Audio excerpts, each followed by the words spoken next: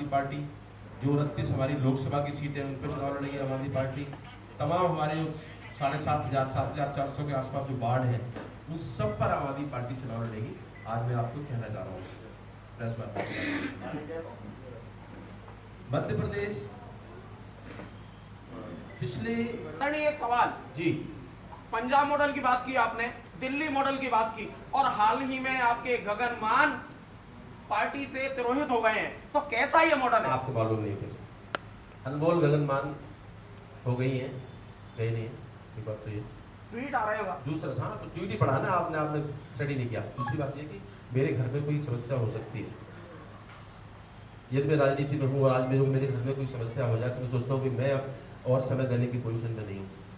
ठीक है, मैंने बहुत ज़्यादा स्टडी नहीं किया, मुझे ज़्यादा आइडिया नहीं है, लेकिन इतना जरूर मुझे पता है कि अनमोल गगन मान जी का अपना पर्सनल प्रॉब्लम है। उन्होंने संन्यास लिया राजनीति से, उन्होंने पार्टी चेंज नहीं की है, या तो वो किसी पार्टी में चली गई होती कि भाई अब उन्होंने कांग्रेस पार्टी ज्वाइन कर ली, भारतीय जनता पार्टी ज्वाइन कर ली।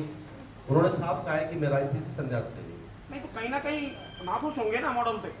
नो नो नो, और नाखुश होते तो दूसरी पार्टी में जाते।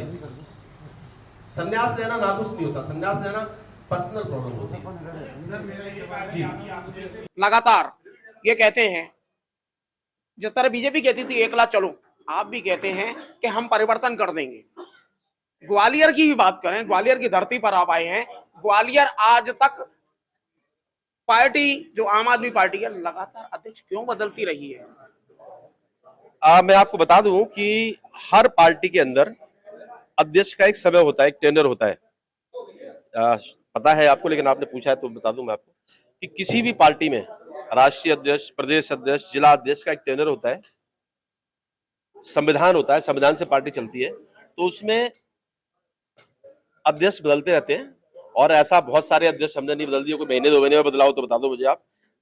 अभी अभी हमारे अध्यक्ष है ये अमिताभ पांडे, आपके सामने है, ठीक है। उससे पहले हमारे अध्यक्ष थे अमित शर्मा, अभी यहीं पर है, ठीक है ना।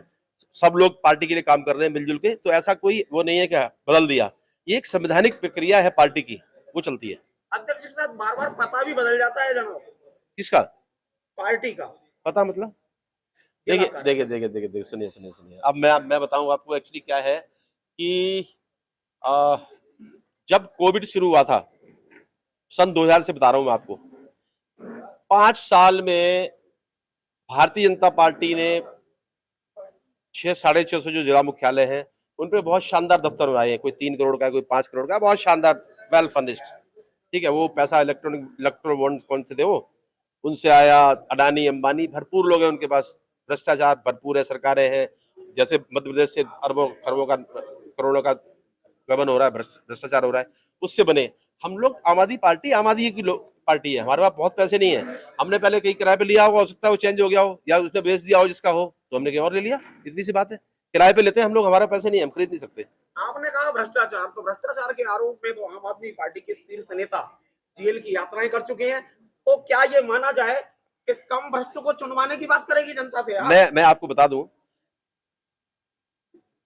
जो आरोप लगे आम आदमी पार्टी के नेताओं पे, वो सब निराधार थे, झूठे थे। कोर्ट तक ने कहा, चीफ जो जस्टिस सुप्रीम कोर्ट के, उन्होंने कहा कि 1 मिनट ये केस टिकेगा नहीं।